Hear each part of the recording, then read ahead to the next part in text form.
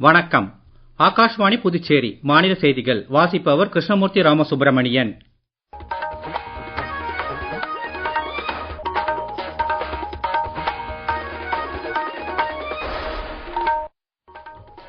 தலைப்புச் செய்திகள்.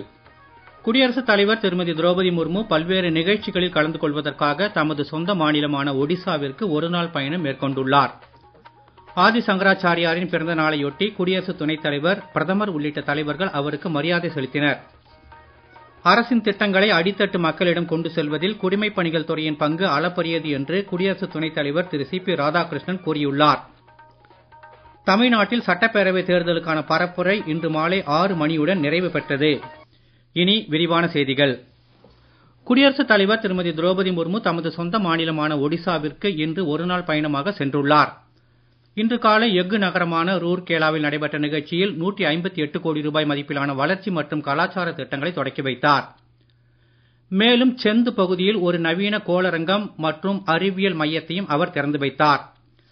பல்வேறு நிகழ்ச்சிகளில் கலந்து கொண்ட குடியரசுத் தலைவர் திருமதி திரௌபதி முர்மு ஒடிசாவின் கோயல் நகரில் அமைக்கப்பட்டுள்ள நிர்மல் முண்டா பரிவேஷ் பாதை மற்றும் பொழுதுபோக்கு பூங்கா ஒன்றையும் பொதுமக்களின் பயன்பாட்டிற்கு திறந்து வைத்தார். அதனைத் தொடர்ந்து பல்வேறு அமைப்புகளைச் சேர்ந்தவர்களுடன் கலந்துரையாடும் அவர் இன்று மாலை புதுடெல்லிக்கு புறப்பட்டுச் செல்கிறார்.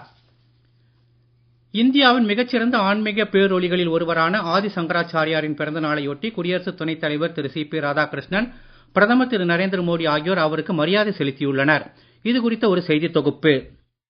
குடியரசு துணைத் தலைவர் திரு சி.பி. ராதாகிருஷ்ணன் வெளியிட்டுள்ள சமூக ஊடக பதிவில், ஆதி சங்கராச்சாரியார் சனாதன தர்மத்தின் காலத்தால் அழியாத ஞானத்திற்கு புத்துயிர் அளித்தார் என்று தெரிவித்துள்ளார். அவரின் போதனைகள் மக்கள் அறிவை தேடவும், உண்மையை உணர்ந்து கொள்ளவும், தங்கள் வாழ்வில் கருணையை வளர்க்கவும் ஊக்கமளித்து வருவதாக குறிப்பிட்டுள்ளார். பிரதமர் திரு நரேந்திர மோடி வெளியிட்டுள்ள சமூக ஊடக பதிவில், ஆதி சங்கராச்சாரியாரின் ஆழமான போதனைகள் மற்றும் அத்வைத வேதாந்த தத்துவம் உலகம் முழுவதும் உள்ள எண்ணற்ற மக்களுக்கு தொடர்ந்து வழிகாட்டி வருவதாக தெரிவித்துள்ளார்.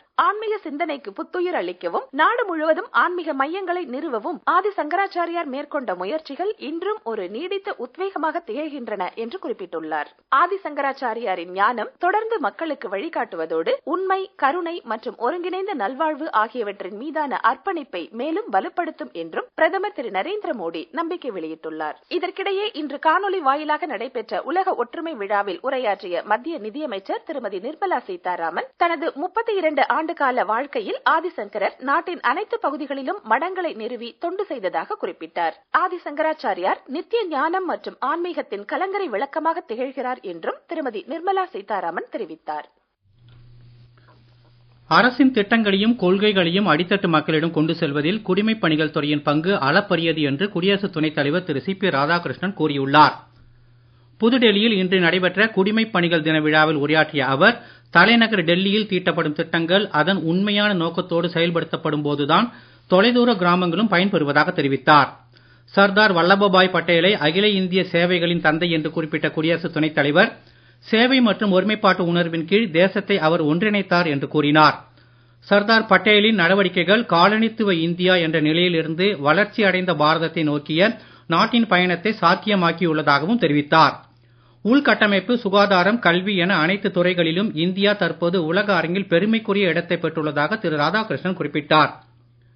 இந்நிகழ்ச்சியில் உரையாற்றிய மத்திய பணியாளர் மற்றும் குறைதீர்ப்பு துறையின் இணையமைச்சர் டாக்டர் ஜிதேந்திர சிங், பிரதமர் திரு நரேந்திர மோடியின் தலைமையின் கீழ் நிர்வாகத்தில் ஒரு பெரும் மாற்றம் ஏற்பட்டுள்ளதாக தெரிவித்தார். கடந்த 12 ஆண்டுகளில் நாடு நிர்வாகத்தை மையமாக கொண்ட ஆட்சியில் இருந்து குடிமக்களை மையமாக கொண்ட ஆட்சிக்கு மாறியுள்ளது என்றும் அவர் குறிப்பிட்டார். பாதுகாப்புத்துறை அமைச்சர் திரு ராஜ்நாத் சிங் 3 நாள் அரசுமுறை பயணமாக ஜெர்மன் நாட்டிற்கு சென்றுள்ளார். இந்த பயணத்தின் போது இரு நாடுகளுக்கும் இடையேயான எதிர்கால பாதுகாப்பு ஒத்துழைப்பை மேலும் வலுப்படுத்துவது தொடர்பாக அந்நாட்டு பாதுகாப்புத்துறை அமைச்சர் திரு போரிஸ் பிஸ்டோரியஸ் மற்றும் பிற மூத்த அதிகாரிகளுடன் திரு ராஜ்நாத் சிங் பேச்சுவார்த்தை நடத்துவார் என்று பாதுகாப்பு அமைச்சகம் வெளியிட்டுள்ள சமூக ஊடகப் பதிவில் தெரிவிக்கப்பட்டுள்ளது. பாதுகாப்பு தளவாட உற்பத்திக்கான ஒருங்கிணைந்த செயல் திட்டம் மற்றும் ஐநா அமைதி காக்கும் நடவடிக்கைகளுக்கான ஒருங்கிணைந்த பயிற்சி திட்டங்கள் ஆகியவை குறித்து இரு நாடுகளுக்கிடையே ஒப்பந்தம் கையெழுத்தாகும் என்று எதிர்பார்க்கப்படுகிறது. மேக் இன் இந்தியா முன்முயற்சியின் கீழ் இரு நாடுகளும் இணைந்து பாதுகாப்பு தளவாட உற்பத்தியை மேற்கொள்வது தொடர்பாக ஜெர்மனியின் பாதுகாப்பு தொழில்துறையைச் சேர்ந்த முக்கிய பிரதிநிதிகளுடன் திரு ராஜ்நாத் சிங் கலந்துரையாட உள்ளார். திரிபுரா முழுவதும் இன்று கரியா பூஜை மிகுந்த உற்சாகத்துடனும் பக்தியுடனும் கொண்டாடப்பட்டது. பாபா கரியாவை மகிழ்விப்பதற்காக இலைகள், வண்ண நூல்கள் மற்றும் துணிகளால் அலங்கரிக்கப்பட்ட மூங்கில் கம்புகள், பூக்கள் மற்றும் பழங்களையும் பக்தர்கள் காணிக்கையாக செலுத்தினர். அம்மாநிலத்தின் பல்வேறு பழங்குடியின சமூகங்களைச் சேர்ந்தவர்கள் செழிப்பு, நல்ல ஆரோக்கியம் வேண்டி பல்வேறு சடங்குகளுடன் பாபா கரியாவை வணங்கினர். நீங்கள் கேட்டுக்கொண்டிருப்பது மாநில செய்திகள்.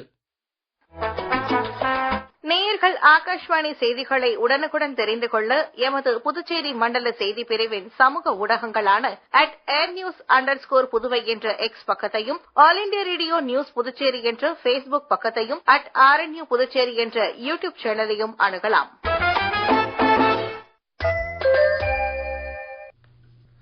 தமிழ்நாட்டில் 234 சட்டப்பேரவை தொகுதிகளுக்கு ஒரே கட்டமாக நாளை மறுநாள் வாக்குப்பதிவு நடைபெறுவதையொட்டி இன்று மாலையுடன் தேர்தல் பிரச்சாரம் நிறைவு பெற்றது. இறுதி நாளான இன்று அரசியல் கட்சித் தலைவர்கள் சுட்டெரிக்கும் வெயிலையும் பொருட்படுத்தாமல் உச்சகட்ட வாக்கு சேகரிப்பில் ஈடுபட்டனர். இது குறித்த ஒரு செய்தி தொகுப்பு. சென்னை சோழிங்கநல்லூர், கண்ணகி நகர், வேளச்சேரி, சைதாப்பேட்டை உள்ளிட்ட பகுதிகளில் திமுக தலைவர் திரு மு க ஸ்டாலின் தீவிர வாக்கு சேகரிப்பில் ஈடுபட்டார். தமிழகத்தில் நல்லாட்சி தொடர திமுகவிற்கு வாக்களிக்குமாறு அவர் கேட்டுக் கொண்டார். சேலம் பகுதியில் வாக்கு சேகரிப்பில் ஈடுபட்ட அஇஅதிமுக பொதுச் செயலாளர் திரு எடப்பாடி பழனிசாமி திமுகவின் வாரிசு அரசியலை முடிவுக்கு கொண்டுவர தேசிய ஜனநாயக கூட்டணிக்கு வாக்களிக்குமாறு கூறினார். கோவையில் பிஜேபியின் திரு அண்ணாமலையுடன் இணைந்து பிரச்சாரம் மேற்கொண்ட அக்கட்சியின் மகளிரணி தலைவர் திரு வானதி ஸ்ரீனிவாசன் தேசிய ஜனநாயக கூட்டணி கோவையின் 10 தொகுதிகளிலும் வெற்றி பெறும் என்றார். திருச்செந்தூர் பகுதியில் பிரச்சாரம் மேற்கொண்ட திமுகவின் திருமதி கனிமொழி தொகுதி மறுசீரமைப்பு உள்ளிட்ட தமிழ்நாட்டிற்கு எதிரான நடவடிக்கைகளை திமுக எதிர்ப்பதாகவும் ஏராளமான நலத்திட்டங்களை செயல்படுத்தி இருப்பதாகவும் தெரிவித்தார். சென்னையில் தமிழகத்திற்கான பிஜேபி தேர்தல் பொறுப்பாளர் திரு பியூஷ் கோயலுடன் இணைந்து செய்தியாளர்களிடம் பேசிய தெலுங்கு தேசம் கட்சியின் தலைவர் திரு சந்திரபாபு நாயுடு பிரதமர் திரு நரேந்திர மோடியால் மட்டுமே தமிழ்நாட்டிற்கு தேவையான வளர்ச்சியை கொண்டுவர முடியும் என்றார். சென்னை திருவான்மியூரில் மதசார்பற்ற முற்போக்கு கூட்டணி கட்சிகளை சேர்ந்த வேட்பாளர்களுக்கு ஆதரவு கோரி பரப்புரை மேற்கொண்ட காங்கிரஸ் கட்சி தலைவர் திரு மல்லிகார்ஜுன கார்கே சமத்துவத்திற்காகவும் சமூக நீதி வளர்ச்சிக்காகவும் தமிழக மக்கள் வாக்களிக்க வேண்டும் என்று கேட்டுக் கொண்டார். சென்னையில் செய்தியாளர்களிடம் பேசிய ஆம் ஆத்மி கட்சியின் தலைவர் திரு அரவிந்த் கெஜ்ரிவால் தமிழக மக்கள் தேசிய ஜனநாயக கூட்டணியை புறக்கணிக்க வேண்டும் என்று தெரிவித்தார். சாத்தூர் பகுதியில் பிஜேபி மாநில தலைவர் திரு நயினார் நாகேந்திரன், காரைக்குடி பகுதியில் நாம் தமிழர் கட்சியின் தலைமை ஒருங்கிணைப்பாளர் திரு சீமான், விருத்தாச்சலம் பகுதியில் தேமுதிக பொதுச் செயலாளர் திருமதி பிரேமலதா விஜயகாந்த், சென்னையில் தாவேகா தலைவர் திரு விஜய் உள்ளிட்ட கட்சித் தலைவர்களும் தீவிர பரப்புரையில் ஈடுபட்டனர். தமிழகத்தில் இன்று மாலை 6 மணி முதல் நாளை மறுநாள் வாக்குப்பதிவு முடிவடையும் வரை பிரச்சார பொதுக்கூட்டங்களை நடத்தக்கூடாது என்று தேர்தல் ஆணையம் உத்தரவிட்டுள்ளது. திரைப்படங்கள், தொலைக்காட்சி, வானொலி, வாட்ஸ்அப் உள்ளிட்ட சமூக ஊடகங்கள் மூலமாக பிரச்சாரம் செய்யவும் தடை விதித்துள்ளது. மேலும் தேர்தல் பிரச்சாரத்தில் ஈடுபட்டுள்ள வெளி தொகுதிகளைச் சேர்ந்தவர்கள் இன்று மாலை 6 மணிக்குள் தொகுதிகளை விட்டு வெளியேற வேண்டும் என்றும் உத்தரவிட்டுள்ளது. மேற்கு வங்கத்தில் 16 மாவட்டங்களைச் சேர்ந்த 152 சட்டப்பேரவை தொகுதிகளுக்கு நாளை மறுநாள் முதல்கட்ட வாக்குப்பதிவு நடைபெறுவதை ஒட்டி அங்கும் இன்று மாலையுடன் தேர்தல் பிரச்சாரம் ஓய்ந்தது. பிஜேபி மூத்த தலைவர் திரு அமித்ஷா சிலிகுரி பகுதியில் பிஜேபி வேட்பாளர்களுக்கு ஆதரவாக பரப்புரை மேற்கொண்டார். திரிணாமுல் காங்கிரஸ் கட்சி தலைவர் செல்வி மம்தா பானர்ஜி மேற்கு வங்கத்தின் பல்வேறு பகுதிகளில் இன்று பிரச்சாரம் மேற்கொண்டார். மேற்கு வங்கத்தில் இம்மாதம் 23 மற்றும் 29ஆம் தேதிகளில் 2 கட்டங்களாக வாக்குப்பதிவு நடைபெறுகிறது. கொரிய போரில் 1950 முதல் 1954 வரையிலான காலகட்டத்தில் இந்தியாவின் பங்களிப்பு குறித்த நடுநிலைமையின் பாதுகாவலர்கள் இந்தியாவின் கொரிய பணி என்ற தலைப்பிலான சிறப்பு புகைப்பட கண்காட்சி புதுடெல்லியில் உள்ள இந்திய சர்வதேச மையத்தில் இன்று தொடங்கியது. இந்த கண்காட்சியை கொரிய குடியரசின் வெளியுறவுத்துறை அமைச்சர் திரு சோ ஹுயின், மத்திய பாதுகாப்புத்துறை செயலர் திரு ராஜேஷ்குமார் சிங் மற்றும் ராணுவ துணை தலைமை தளபதி லெப்டினன்ட் ஜெனரல் தீரஜ் சேத் ஆகியோர் இன்று பார்வையிட்டனர். கொரிய போரில் இந்தியாவின் நடுநிலைமை, ராஜதந்திரம் மற்றும் மனிதாபிமான உதவி என்பதை இக்கண்காட்சியின் கருப்பொருள் என்று பாதுகாப்பு அமைச்சகம் வெளியிட்டுள்ள சமூக ஊடக பதிவில் தெரிவிக்கப்பட்டுள்ளது. தமிழகத்தின் மேற்கு தொடர்ச்சி மலை மாவட்டங்கள், தென் தமிழக கடலோர மாவட்டங்கள் மற்றும் டெல்டா மாவட்டங்களின் கடலோரப் பகுதிகள் மற்றும் காரைக்காலில் இன்று இடி மின்னலுடன் கூடிய பலத்த காற்றுடன் மிதமான மழை பெய்யக்கூடும் என்று சென்னை வானிலை ஆய்வு மையம் தெரிவித்துள்ளது. ஐபிஎல் 2020 கிரிக்கெட் தொடரில் இன்று இரவு 7:30 மணிக்கு ஹைதராபாத்தில் நடைபெறும் போட்டியில் ஹைதராபாத் அணி டெல்லி அணியை எதிர்கொள்கிறது. மீண்டும் தலைப்புச் செய்திகள். குடியரசுத் தலைவர் திருமதி திரௌபதி முர்மு பல்வேறு நிகழ்ச்சிகளில் கலந்து கொள்வதற்காக தமது சொந்த மாநிலமான ஒடிசாவிற்கு ஒருநாள் பயணம் மேற்கொண்டுள்ளார். ஆதி சங்கராச்சாரியாரின் பிறந்த நாளையொட்டி குடியரசு துணைத் தலைவர், பிரதமர் உள்ளிட்ட தலைவர்கள் அவருக்கு மரியாதை செலுத்தினர். அரசின் திட்டங்களை அடித்தட்டு மக்களிடம் கொண்டு செல்வதில் குடிமைப் பணிகள் துறையின் பங்கு அளப்பரியது என்று குடியரசு துணைத் தலைவர் திரு சிபி ராதாகிருஷ்ணன் கூறியுள்ளார். தமிழ்நாட்டில் சட்டப்பேரவை தேர்தலுக்கான பரப்புரை இன்று மாலை 6 மணியுடன் நிறைவு பெற்றது. இத்துடன் இந்த செய்தி அறிக்கை நிறைவு பெறுகிறது. வணக்கம்.